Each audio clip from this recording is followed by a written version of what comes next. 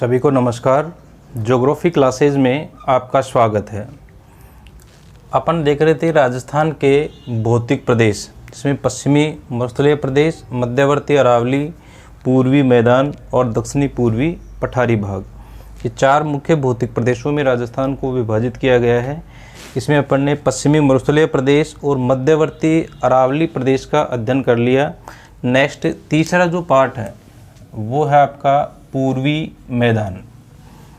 पूर्वी मैदान जो है, अगर जियोलॉजिकल दृष्टि से अगर अपन देखें, भूगर्भिक दृष्टि से, तो इसको टैथिस सागर का अंग माना जाता है।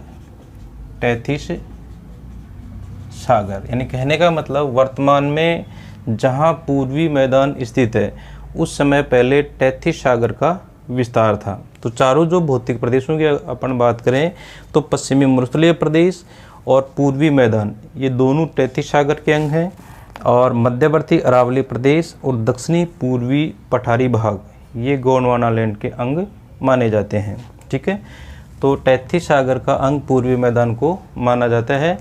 और उत्पत्ति की दृष्टि से अगर अपन देखें तो पूर्वी मैदान का निर्माण गंगा और यमुना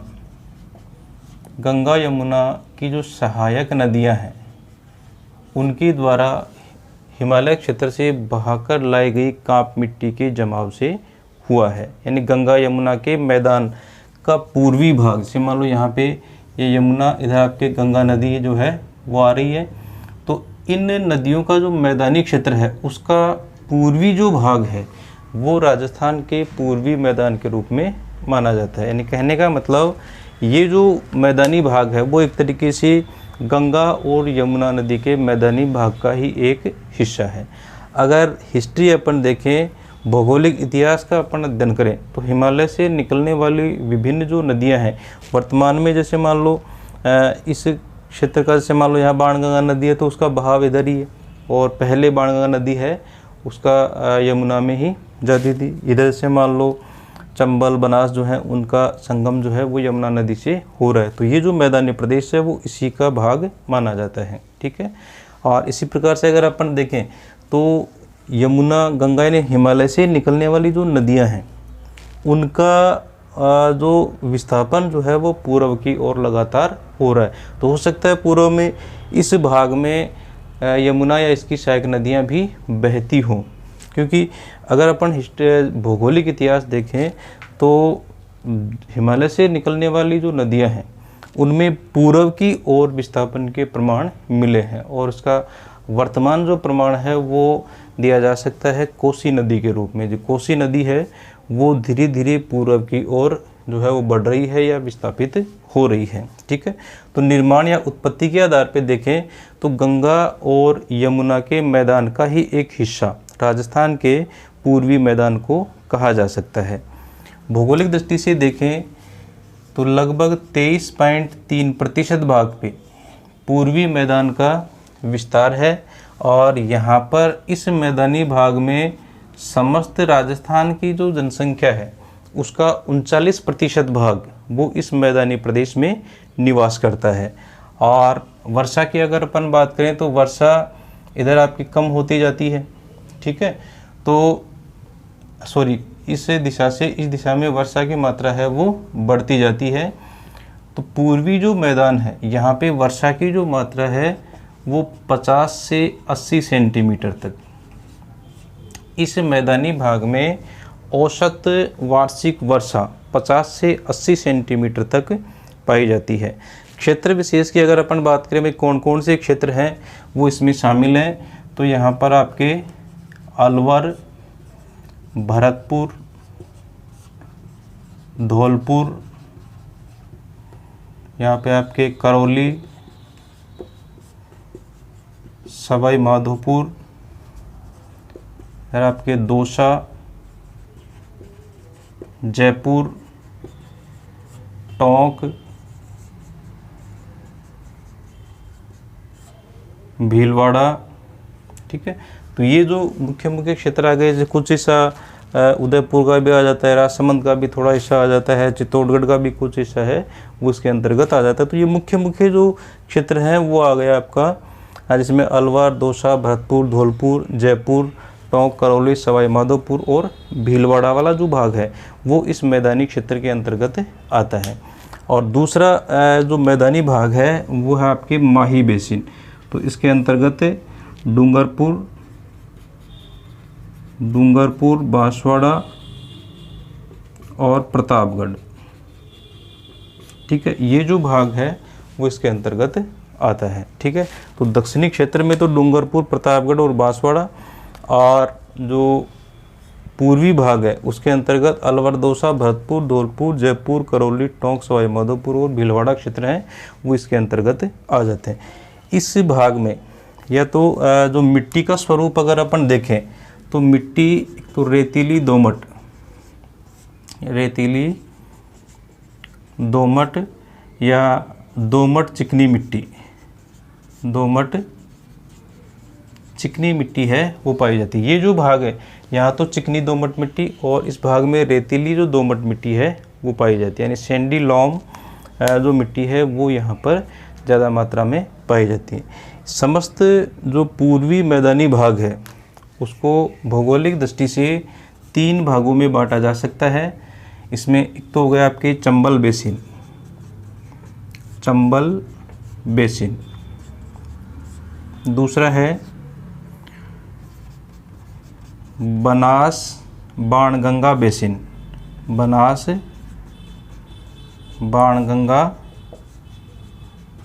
क्योंकि बनास का जो मैदान है वो बाणगंगा से लगता हुआ है, इसलिए दोनों को एक साथ अपन ने शामिल कर लिया। और तीसरा जो भाग है वो हो गया माही बेसिन या माही का मैदान। चंबल का मैदान, बनास बाणगंगा का मैदान और माही का मैदानी क्षेत्र। तो इस प्रकार से समस्त जो पूर्वी मैदान है उसको 3 मुख्य भौगोलिक प्रदेशों में या भौतिक विभागों में इसको बांटा जा सकता है। इसमें सबसे पहले अपन देखते हैं चंबल बेसिन। चंबल बेसिन के अंतर्गत चंबल और उसकी सहायक नदियों के द्वारा निर्मित जो मैदानी क्षेत्र है वो इसके अंतर्गत आ जाएगा। तो ये जो है वो चंबल का अपवाह क्षेत्र है। तो चंबल बेसिन के अंतर्गत अगर अपन बात करें तो चंबल का मैदान यहाँ पे एक तो बूंदी का कुछ हिस्सा आ जाएगा, एक यहाँ पे कोटा का कुछ हिस्सा आ जाएगा और यहाँ पर जो है बारा। ठीक है, तो कोटा, बूंदी और बारा का जो मैदानी क्षेत्र है वो इसमें आ गया।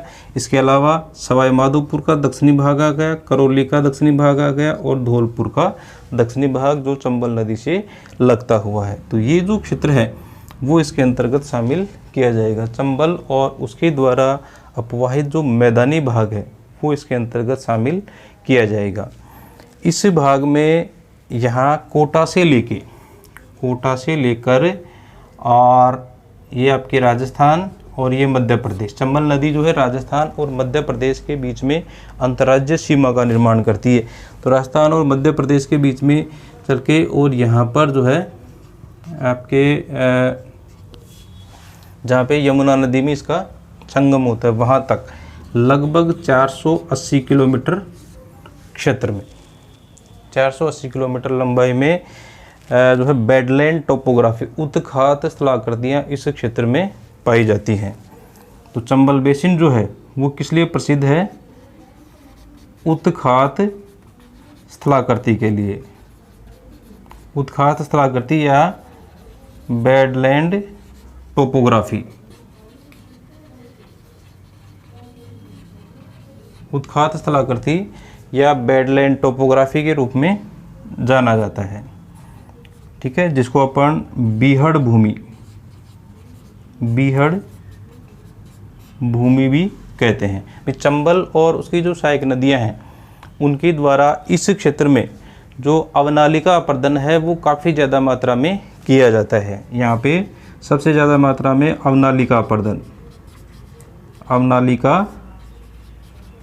अपर्दन जो है वो काफ़ी ज़्यादा मात्रा में होता है। अवनालिका अपर्दन में जैसे मान लो जो पानी जो है वो तेज़ गति से बहने के कारण से जो छोटी छोटी नालियाँ बन जाती हैं जिसको गली इरोजन, अवनालिका अपर्दन या गली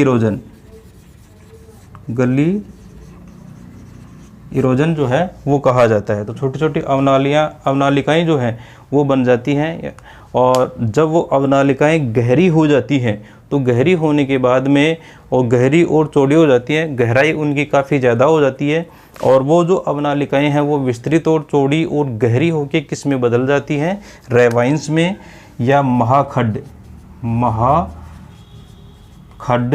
या रेवाइंस या बीहड़ में परिवर्तित हो जाती हैं। तो यहाँ कोटा 12 से लेके और ये जो मध्य प्रदेश और राजस्थान की सीमावर्ती जो क्षेत्र है, जिसमें सवाई माधोपुर का दक्षिणी भाग, करौली का दक्षिणी भाग, धौलपुर का दक्षिणी भाग, इस पूरे के पूरे क्षेत्र में जो है बेडलैंड टोपोग्राफी या उत्खात स्थलाकृतियों का विस्तार है। रेवाइंस हैं वो काफ़ी ज़्यादा मात्रा में पाए जाते हैं। अवनालिका अपर्दन के कारण से बहुत गहरे गहरे रेवाइंस या बीहड़ जो है वो बन गए, तो पूरा का पूरा क्षेत्र जो है वो एक बीहड़ भूमि के रूप में परिवर्तित हो गया है। और ये जो क्षेत्र है वो एक अनुपजाऊ और बंजर क्षेत्र है, और इस क्षेत्र को स्थानीय भाषा में, यानी यहाँ से जो रेवाइन और बीहड़ भूमि युक्त या उत्खात स्थलाकृति युक्त जो क्षेत्र है उसको स्थानीय भाषा में कहा जाता है डांग। इसको जो है डांग क्षेत्र के नाम से जाना जाता है। तो ये जो पूरा का पूरा भाग है 480 किलोमीटर लंबाई में जो बीहड़ भूमि क्षेत्र है उसको डांग भूमि के रूप में जाना जाता है। और इस क्षेत्र के विकास के लिए डांग क्षेत्र विकास कार्यक्रम है वो भी चलाया जा रहा है, जो केंद्र सरकार की योजना है।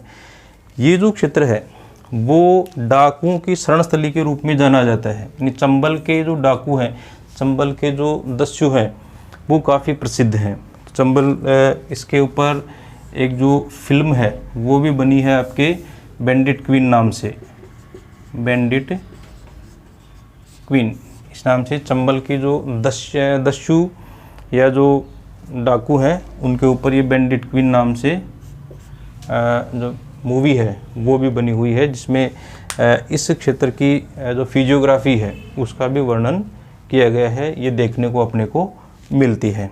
ठीक है, तो इस प्रकार से भारत की सबसे जो है बड़ी जो उत्खात भूमि क्षेत्र है, सबसे बड़ा उत्खात भूमि क्षेत्र या बेडलैंड टोपोग्राफी का जो क्षेत्र है वो ये डांग क्षेत्र है वो पाया जाता है। तो इसी को अपन बीहड़ भूमि कह सकते हैं, बेडलैंड टोपोग्राफी, उत्खात भूमि या रेवाइंस या महाखड्ड युक्त क्षेत्र या डांग क्षेत्र के नाम से इसको जाना जाता है।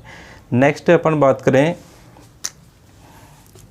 जो है बनास बाणगंगा बेसिन, बनास बाणगंगा बेसिन। बनास और जो बाणगंगा नदियां हैं उनके द्वारा और उनकी सहायक नदियों के द्वारा निर्मित मैदानी भाग है वो इसके अंतर्गत आ जाएगा। तो इसके अंतर्गत इसकी जो उत्तरी सीमा है वो तो यहाँ पे आ गई आपकी अलवर की पहाड़ियाँ। तो उत्तरी सीमा है वो तो किसके द्वारा निर्धारित हो गई, अलवर पहाड़ियों के द्वारा।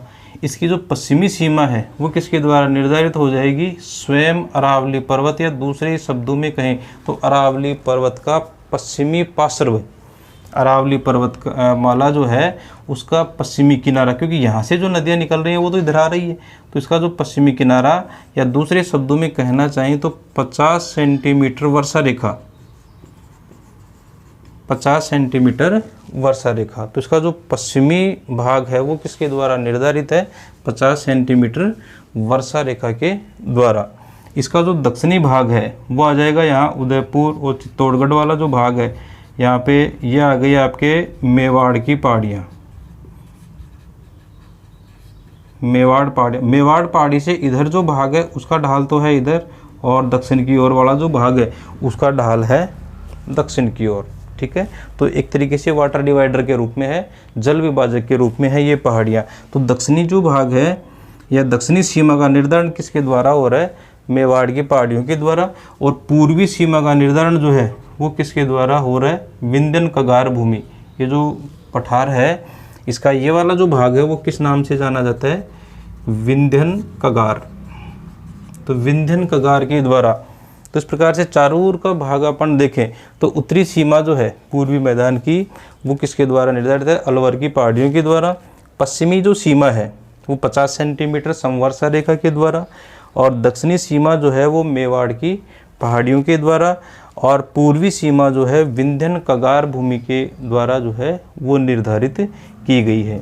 इसके अलावा जैसे मान लो इसमें अपन देखें तो बूंदी का जो आड़ा वाला पर्वत, अपन ने पहले भी इसके बारे में देखा था, बूंदी का आड़ा वाला जो पर्वत है, तो यहाँ पे चंबल नदी के द्वारा निर्मित कोटा बूंदी का मैदान, ये जो है कोटा बूंदी का मैदान स्थित है। और इसके उत्तर में ये वाला जो भाग है वो फिर किसके अपवाह में आ जाएगा, बनास के अपवाह क्षेत्र के अंतर्गत आ जाएगा।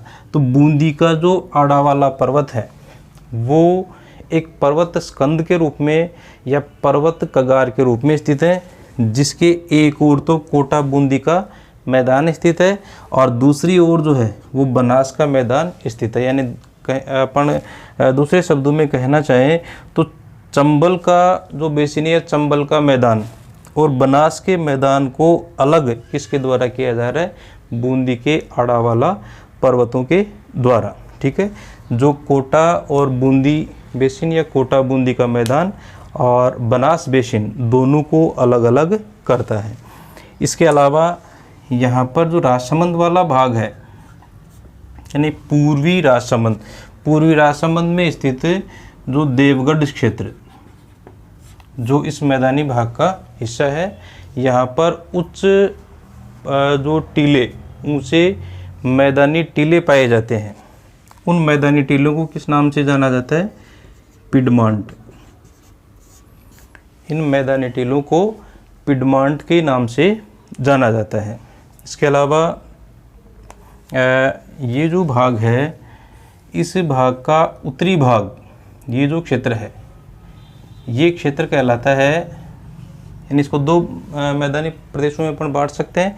उत्तरी भाग है वो तो हो जाएगा मालपुरा करौली मैदान, मालपुरा करौली मैदान, और दक्षिणी जो भाग है वो हो जाएगा आपके मेवाड़ मैदान। ठीक है, तो इससे समस्त मैदानी भाग को दो भागों में अपन बांट सकते हैं। एक तो हो गया उत्तरी भाग, तो मालपुरा करौली मैदान। ठीक है, और दक्षिणी भाग जो है वो किस नाम से जाना जाता है, मेवाड़ के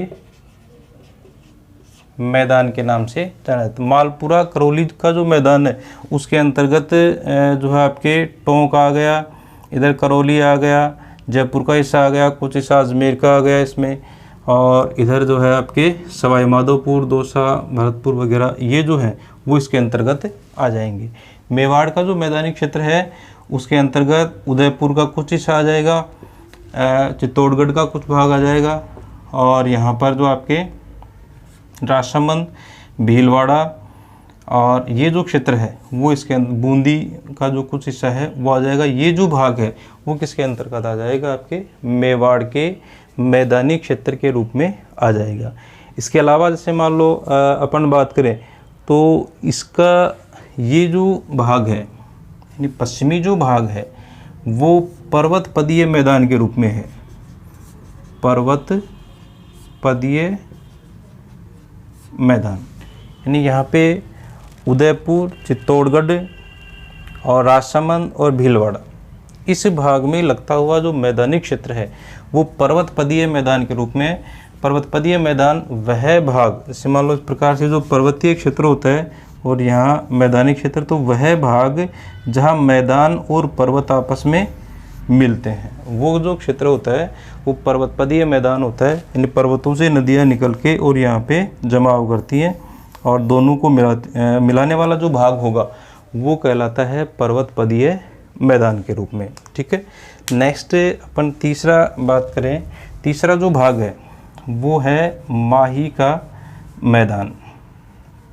माही मैदान या इसको छप्पन मैदान के रूप में जाना जाता है।